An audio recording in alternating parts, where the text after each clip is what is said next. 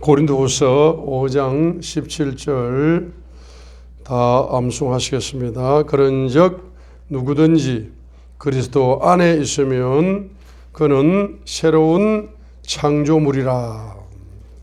고린도후서 5장 17절 그런즉 누구든지 그리스도 안에 있으면 새로운 창조물이라. 새롭게 창조된 존재다 이런 뜻입니다. 누구든지 그리스도 안에 있으면 그는 새로운 창조물이라. 이 무슨 말이냐면 New Creature. He is a new creature. 그는 새로운 창조물이라. 그리스도 안에 있는 그는 새로운 창조물이다. 이 무슨 뜻이냐면 새로운 존재로 창조되었다 이런 뜻입니다. 그래서 누구든지 그리스도 안에서 새로운 존재로 창조되었다. 창조되면은 제일 먼저 나타나는 은사가 창조의 은사다. 창조의 은사. 우리가 문자적으로 9가지 은사 이런 식으로 고린도전서 12장 4절로 10절에 9가지 은사를 문자적으로 이렇게 표현해 놨잖아요. 문자적으로 9가지 은사다. 또 로마서 12장에는 또 몇 가지 은사다. 또 에베소서에는 또 몇 가지 은사다. 이런 식으로 은사를 문자적으로 기록을 해놨습니다. 그래서 성령님은 무한하신 영이시기 때문에, 무한하신 분이시기 때문에 은사가 그렇게 문자적으로 딱 제한해서 그냥 성경의 기록으로 다 채운다면 지구 도서관이 넘칠 정도로 은사가 많아요. 야고보서 1장 몇 절? 17절. 17절이요. 그죠? 그래서 새로운 선물, 온전한 선물, 위로부터 내려온다. 모든 선물, 모든이라는 단어를 야고보서 1장 17절에 왜 2번이나 썼느냐 하게 되면은 그 은사는 뭐하다? 성령님이 무한히 하신다. 성령님을 제한시키면 되지 않습니다.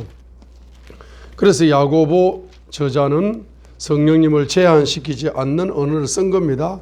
야고보서 1장 17절 모든 좋은 선물, 모든 완전한 선물, 이렇게 선물이 좋다, 완전하다.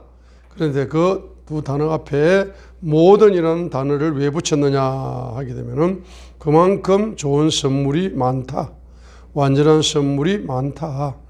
이것이 위에서 내려온다. 빛들의 아버지로부터 선물로 뭡니까? 내려온다. 이렇게 선물이 은사거든요. 선물이 은사.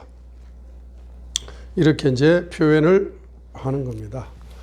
자, 그렇기 때문에 제가 지금 방금 말씀한 그 단어에는 이제 잘못된 단어가 아닙니다. 저와 여러분이 바로 예수님의 피로 창조됐어요. 그리고 예수님의 피 속에 누구든지 우상을 회개하면서 죄를 회개하면서 예수님의 피를 경험하게 되면은 어떻게 됩니까? 누구든지 뭡니까? 그 피 속에서 뭘 경험한다? 바로 주님의 창조의 능력을 경험하는 겁니다. 그렇죠? 성령님이 무슨 영이다? 창조의 영이다. 시편 104편 30절에 모든 만물을 창조하실 때 창세기 1장 말씀으로 1장 3절부터 시작되죠. 빛이 있으라 하고 말씀으로 창조되었지만은 그 말씀으로 창조된 그 말씀에 창세기 1장 2절이 중요한 겁니다. 하나님의 영이 수면에 운행하셨다 할 때 그 하나님의 영은 성령님이시고 그 성령님은 무슨 영으로? 창조의 영으로 수면에 운행하셨다. 빛이 있으라는 말씀, 그 말씀에 하나님의 영이 역사하시고 다른 말로 창조의 영이 역사하시고 이렇게 천지 만물을 창세기 1장에 창조하셨는데 요한복음 3장에 보게 되면은 사람의 존재를 거듭나게 만든다. 이 말은 새로 태어나게 만든다. 이 말은 새로 창조한다 말이에요. 고린도후서 5장 17절과 똑같은 말이죠. 새로운 창조물이라. 새로운 창조물이라. 그 요한복음 3장에 따라합니다. 거듭난다. 거듭난다. 거듭난다는 말이 뭡니까? 두 번 태어난다 이 말이죠. 두 번 창조된다 이 말이잖아. 그죠? 그러니까 거듭날 때에 뭐로? 바로 뭐로 거듭난다? 따라합니다. 예수님의 피로 거듭난다. 성령님으로 거듭난다. 말씀으로 거듭난다. 우리가 거듭날 때 몇 가지가 이제 창조의 역사로 몇 가지입니까? 예수님의 피가 바로 우리 영을 하나님의 자녀로 창조한 겁니다. 두 번째, 성령님께서 우리의 영을 하나님의 자녀로 창조한 겁니다. 세 번째, 말씀이 뭡니까? 우리의 영을 하나님의 자녀로 창조한 겁니다. 그래서 저와 여러분이 하나님의 자녀가 될 때, 성령님이 임재하실 때 여러분에게 제일 먼저 주시는 은사가 있다면은 그 은사가 무슨 은사겠습니까? 창조의 은사다. 창조의 은사다. 그래서 창세기 2장 7절에 보세요. 흙으로 사람을 지으시고 생기를 그 코에 불어넣으시니 사람이 생명이 되었다 했습니다. 그래서 에덴 동산을 지키고 관리하는 그 아담에게 제일 먼저 주시는 은사가 있다면 어떤 은사입니까? 예? 각 생물의 이름을 창조하게 하셨다. 그 생물이 수백만 마리입니다. 수백만 마리. 수백만 마리의 이름을 뭡니까? 딱 특징을 탁탁 파악해가지고 탁탁탁 이름을 지어내는데 하나님이 지은 이름하고 똑같은 이름을 지어내니까 하나님이 그냥 감탄사가 터지는 겁니다. 감탄사 터지는 거예요. 그러니까 아담에게 제일 먼저 주신 은사, 첫 번째 은사가 뭐라고요? 창조의 은사, 창조의 은사. 창조의 은사입니다. 자, 창조의 은사. 그래서 아담은 창조의 은사를 가지고 자기 갈빗대를 통해서 창조된 여자를 보면서 이는 내 뼈 중에 뼈요 살 중에 살이라는 시를 지어서 시를 뭐 했다? 창조했단 말이에요. 시를 창조했다. 이는 내 뼈 중에 뼈요 살 중에 살이라는 뭐요? 시를 뭐 했다? 창조한 겁니다. 그래서 아담에게 부어진 두 번째 은사가 무슨 은사다? 시를 창조하는 은사. 시를 창작하는 은사. 그러죠? 그래서 다윗이 성령 충만하니까 다윗에게 부어진 은사가 무슨 은사다? 시를 창작하는 은사. 시편 86편 정도가 다윗이 이제 성령의 감동으로 지은 시가 시편 150편 중에서 한 86편 정도가 다윗이 이제 거의 절반 이상을 뭡니까? 시편 150편의 절반 이상을 누가? 다윗이 시를 뭐 했다? 시를 창조했다. 시를 창작했다. 이 말입니다. 자, 그래서 성령님은 무슨 영이시다? 창조의 영이시다. 그래서 성령님이 창조의 영이시기 때문에 여러분에게 뭘 부어주신다? 레마의 말씀을 부어주셔. 거듭난 영혼이 성장하려면 반드시 뭘 먹어야 됩니까? 레마의 말씀을 먹어야 성장할 수 있습니다. 그래야 여러분의 존재가 새롭게 뭡니까? 계속적으로 새로움으로 창조되어져 갈 수 있습니다. 그리고 이제 성령님께서 여러분의 인격 속에 역사하시어 여러분의 성품 속에 삼위일체 하나님의 성품을 계속 창조하셔. 그래서 예를 들어서 뭐 사랑의 성품, 희락의 성품, 화평의 성품, 뭐 온유함, 절제, 믿음, 뭐 이런 아름다운 성품들을 계속적으로 창조해 가셔. 그러면 성령의 열매가 9가지 뿐일까요? 수만 가지가 될까? 수만 가지입니다. 문자적으로 다 기록하면은 지구촌 도서관이 넘쳐요. 그렇기 때문에 요약을 해야 되기 때문에 성령의 9가지 성품을 열매로 그렇게 창조한다. 그 여러분의 인격 속에서 삼위일체 하나님이 주시는 선물 뭡니까? 그 선물 중에 하나가 그분의 성품을 닮아가는 성품으로 창조하시잖아.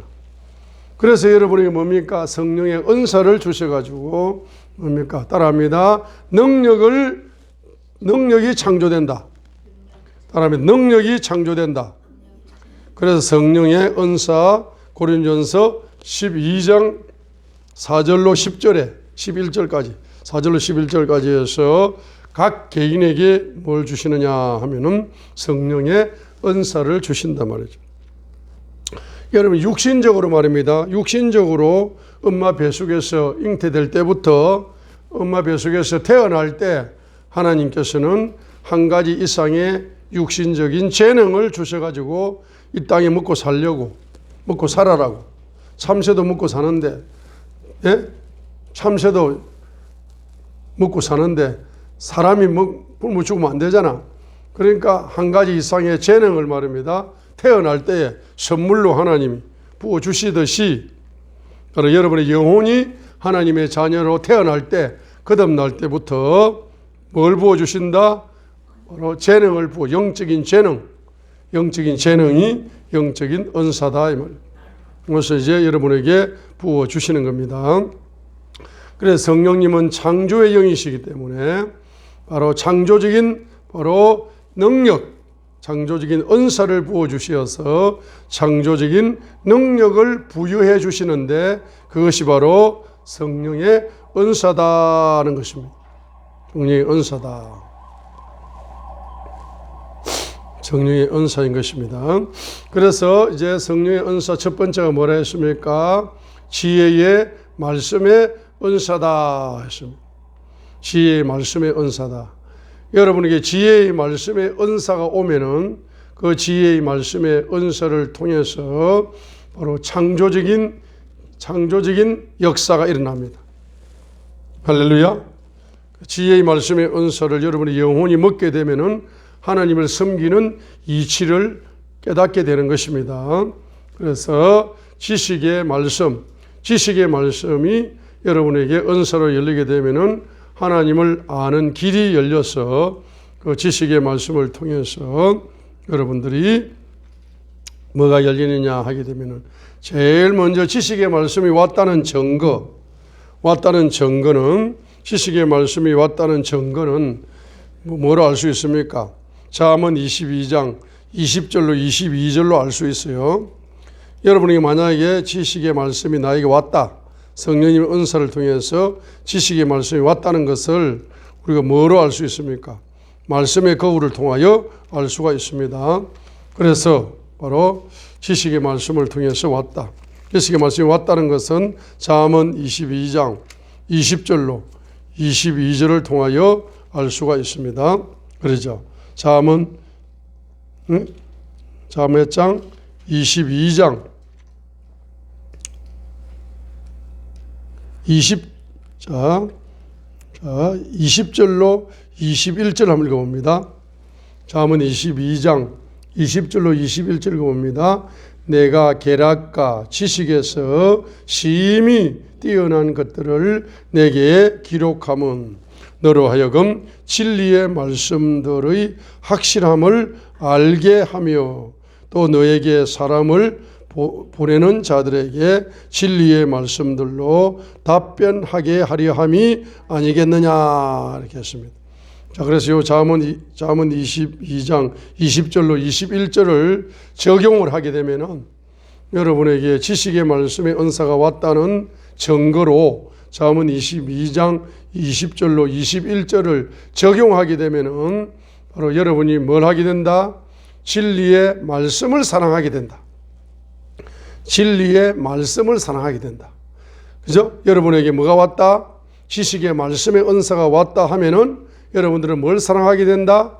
진리의 말씀을 사랑하게 된다. 그 다음에 또 뭡니까? 진리의 말씀으로 사람들에게 뭐한다? 여러분이 답변을 할 수 있는 능력이 열리는 것입니다. 그죠? 여러분에게 지식의 말씀이 은사가 여러분에게 왔다면 두 번째 증거가 잠언 23장 12절을 통하여 알 수가 있습니다. 여러분들이 지식의 말씀에 이제 청종하고 길을 쫑긋하게 세우게 된다. 지식의 말씀의 은사가 오지 않을 때는 지식의 말씀의 은사가 오지 않았을 때는 설교 시간에 잡읍니다. 잡으러. 설교 시간에 꾸벅꾸벅 졸고 앉아 있다고.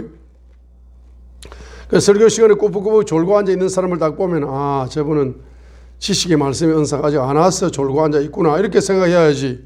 왜 졸고 있어요 하고 꾸지람을 하면 안 됩니다. 왜? 그 사람이 지식의 말씀의 은사 와버리면은 귀를 지식의 진리의 말씀에 지식의 말씀에 말하면 귀를 쫑긋하고 기울이게 돼 있는데 아직 은사를 못 받아서 졸고 있는 거니까 이해를 해줘야 돼요. 그래서 저분에게 지식의 말씀의 은사를 부어주세요라고 중보기도 하면서 설교를 하는 게 지혜롭습니다. 자, 잠언 23장 몇 절? 자, 12절을 읽겠습니다. 외우겠습니다. 내 마음을 훈계에 기울이면 내 귀를 지식의 말씀들에 기울이라 하십니다. 그 귀를 어디에 기울이게 된다? 지식의 말씀. 지식의 말씀에 귀를 뭐하게 된다? 기울이게 된다 말이에요. 지식의 말씀에 귀를 기울이게 된다. 지식의 말씀에 귀를 기울일 뿐만 아니라 또 지식의 말씀이 온 사람의 특징은 마음이 뭡니까? 훈계에 기울인다. 훈계와 책망. 그 마음이 어디에 기울인다? 훈계와 책망에 그 마음을 먼저 기울이게 된다 이 말이죠. 그래서 뭐 하게 된다? 훈계와 책망을 받고 마음을 찢으면서 회개하게 된다. 그죠? 그러니까 이 잠언 23장 12절로 보게 될 때에 지식의 말씀의 은사를 받은 사람의 세 가지 특징. 첫 번째, 귀를 집중한다. 지식의 말씀을 전하는 설교에 귀를 뭐한다? 집중한다. 두 번째 뭡니까? 마음을 어떻게 한다? 훈계와 책망에 집중한다. 훈계와 책망에 집중한다. 그래서 목사님이 설교 시간에 훈계하고 책망하는 것에 그게 뭡니까? 그렇게 해야 아이고 목사님이 좀 설교 은혜 받았습니다. 이렇게 돼야 되는 거야. 축복받으라 뭐 잘되라 이런 말에 말이에요. 은혜 받았습니다. 그런 말 할 것도 없어요. 예? 은혜 받았습니다. 오늘 훈계와 책망에 은혜 받았습니다. 감사합니다. 주님께 영광 돌립니다. 이렇게 한마디 하면 끝나는 거예요. 그죠? 그 다음에 세 번째 뭡니까? 훈계와 책망의 귀를 기울인다는 것은 책망을 듣고 돌이키는 거잖아. 그죠? 회개 기도. 회개 기도에 뭐 하게 된다? 회개 기도에 뭐 하게 돼요? 회개 기도에 여러분이 집중하게 된다. 네 번째로 훈계와 책망의 귀를 기울이면은 어떤 역사가 부어집니까? 잠언 1장 23절이 열려가지고 여러분들은 지식의 말씀의 은사가 더욱더 확장되는 역사가 일어납니다. 이는 지식의 말씀에 귀를 집중하게 되고 두 번째는 마음이 훈계와 책망에 마음에 집중하게 되고 세 번째는 책망을 듣고 회개함으로써 회개 기도에 집중하게 되고 네 번째로 그렇게 하게 되면은 하나님의 성령님이 충만하게 부어져 가지고 지식의 말씀을 더욱더 창대하게 열어준단 말입니다. 잠언 1장 23절처럼 너희는 내 책망을 듣고 돌이키라. 보라 내가 내 영을 너희에게 부어주며 내 말들을 너희에게 알려주리라 했습니다. 그 네 번째 성령님이 뭘 부어주신다? 성령님이 바로 지식의 말씀을 더욱더 부어주신다. 그럼 성령님은 창조의 영이기 때문에 그 지식은 무슨 역사를 일으킨다? 창조의 열매를 만들어낸단 말입니다. 지식의 말씀의 은사는 성령님이 주시는 거잖아. 그 성령님이 창조의 영이시기 때문에 그 지식의 말씀을 여러분들이 먹게 되면은 창조의 열매가 여러분의 인생 속에서 풍요롭게 창조된다는 거죠. 자, 지혜의 말씀의 은사 사도행전 6장 9절로 10절을 한번 읽겠습니다. 성령 충만이 오게 되었을 때 초대교회에 대표적으로 지혜의 말씀이 열렸던 사람 중에 한 사람이 누가 있습니까? 바로 서대반이 있습니다. 서대반. 지혜의 말씀의 은사가 열려가지고 사도행전 7장에서 지혜의 말씀을 적용하여 설교를 하게 됩니다. 그죠? 그리고 사도행전 6장 9절로 10절 읽겠습니다. 그 뒤에 리베리트 사람과 구레네 사람과 알렉산드리아 사람과 길르기아와 아시아에서 온 자들의 해당이라 하는 해당에서 어떤 자들이 일어나 서대반과 논쟁을 벌였으나 그가 말할 때 사용하는 지혜와 영을 그들이 능히 반박하지 못하더라 했습니다. 그러니까 사도행전 6장 10절로 보게 될 때에 바로 스데반에게는 지혜의 말씀의 은사가 임했다. 그리고 사도행전 7장에 스데반의 설교를 또 보게 되면은 지혜의 말씀의 은사를 가지고 적용하여 바로 뭐 한다? 설교를 한다. 사도행전 7장.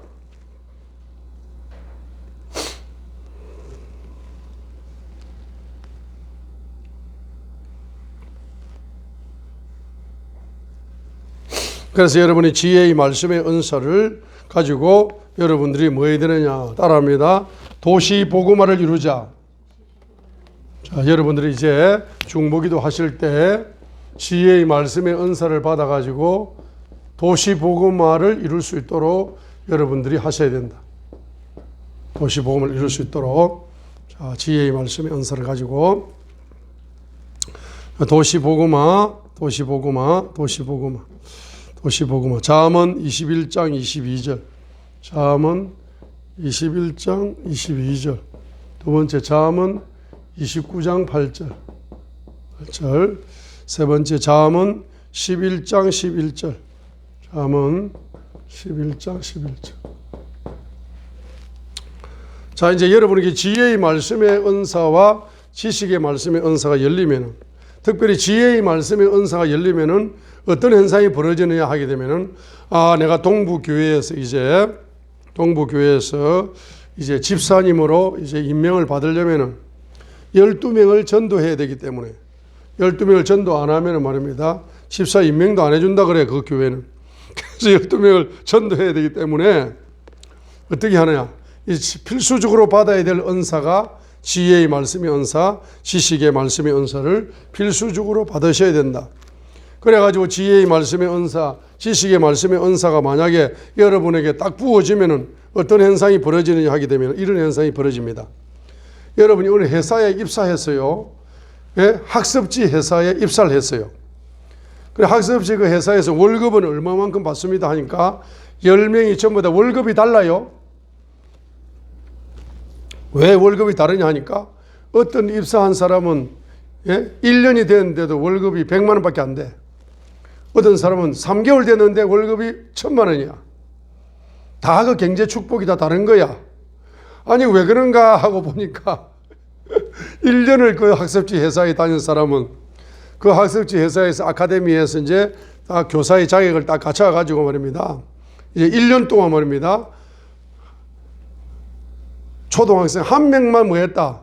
한 명만 가르치고 있는 거야. 그게 월급이 100만 원밖에 안 줘. 그런데 1000만 원짜리는 말입니다. 10명을 가르치고 있는 거야. 12명 정도 10명을 가르치고 있는 거야. 그러니까 월급이 1000만 원이야. 몸값이 다 달라.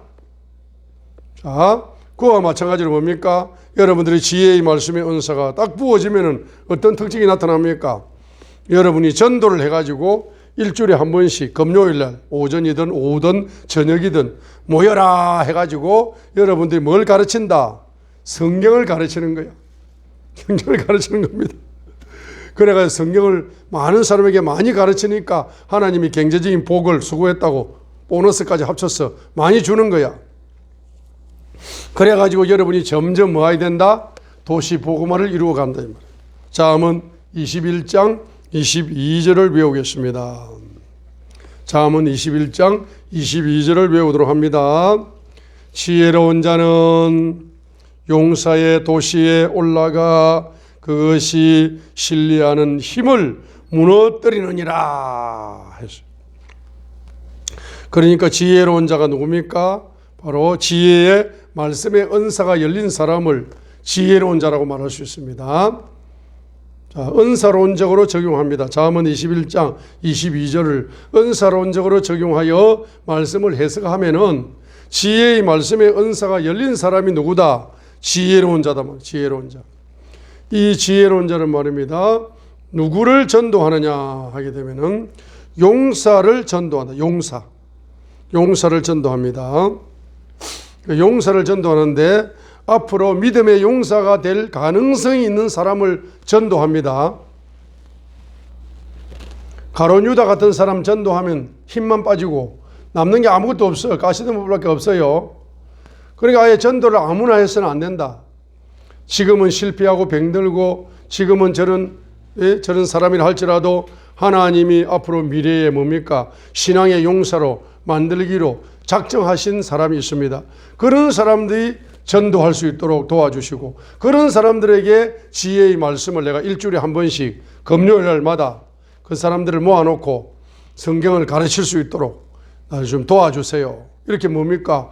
여러분이 기도하시면서 이렇게 전도 대상자를 잘 만나야 됩니다. 천에 하나 만에 하나 가룟 유다 같은 사람 만나면은 여러분들 머리가 복잡한 거야. 그러니까 되도록이면은 가룟 유다 같은 사람을 전도하지 말고 되도록이면 어떤 사람을 앞으로 하나님이 지혜의 용사로 신앙의 용사로 기도의 용사로 헌신의 용사로 축복의 용사로 하나님이 아름답게 빚어서 순종의 용사로 잘 사용할 수 있는 그 전도 대상자를 내가 일주일에 한 번씩 성경 공부를 기도하면서 성경 공부를 가르치게 하옵소서. 이렇게 여러분들이 기도를 해야 됩니다. 그죠? 그래서 이거는 문자적으로는 무슨 뜻입니까? 바로 문자적으로는 바로 이 도시의 불신자 중에서도 용사들이 많아요. 그래 안 그래요? 대통령도 어떻게 보면 정치 용사야. 국회의원도 어떻게 보면 정치 용사야. 뭐 시의원 그런 사람도 어떻게 보면 정치적으로는 용사요. 그러죠? 그런 사람들이 도시를 꽉 잡고 있는 거야. 또 경제 용사도 많아요. 불신자 중에서도. 경제 용사도 많아요. 그런 용사들이 이 도시를 이제 꽉 잡고 있는 겁니다. 그렇죠? 그래서 여러분들은 용사의 도시에 올라가서 도시를 그냥 도시라 하지 않고 무슨 도시라 합니까? 용사의 도시라고 하는 거라. 그래서 여러분이 용사의 도시에 올라가서 그 불신자의 용사, 불신앙의 용사들을 여러분들이 전도하려면은 쉬워요, 어려워요? 쉽다 이 말이에요. 왜? 성령 충만하면은 식은 죽 먹기야.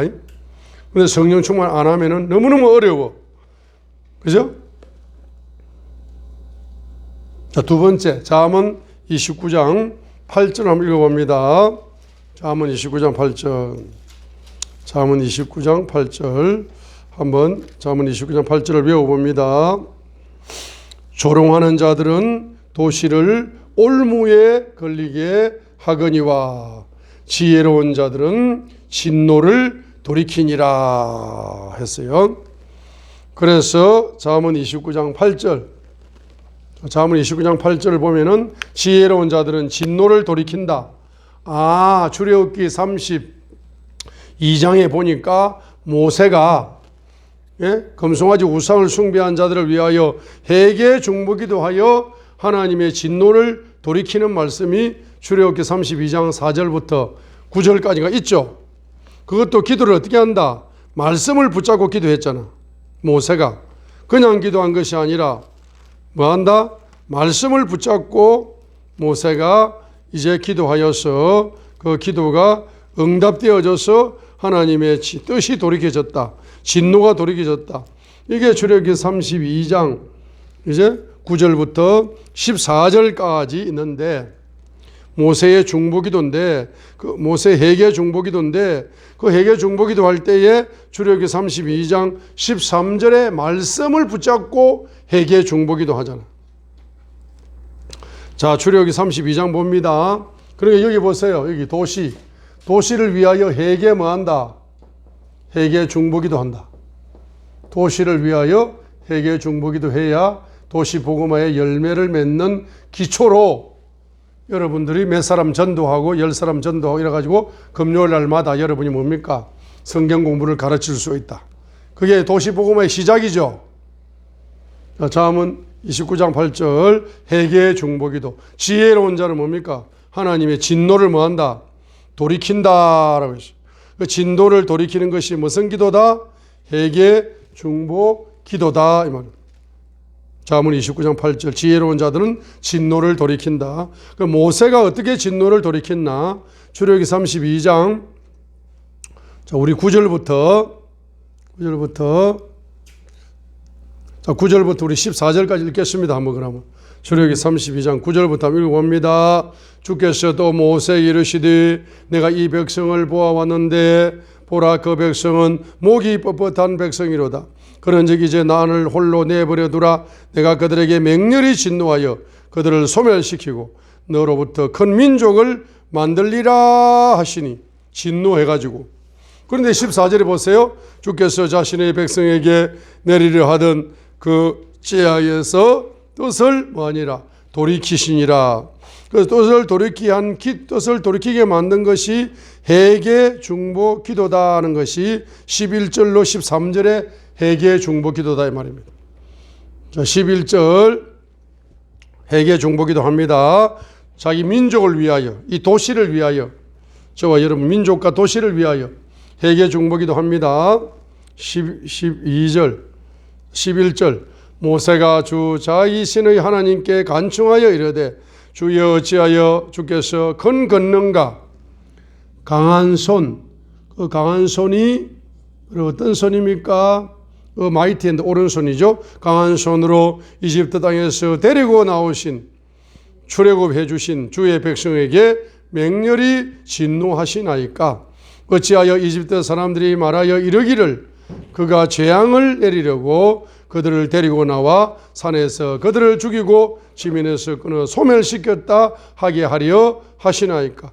주의 맹렬한 진노에서 돌아서시고 주의 백성을 향한 이 재앙에서 뜻을 돌이키소서라고 11절 12절 지금 기도를, 회개 중보 기도를 하면서 3절에 말씀을 집어넣는 거예요.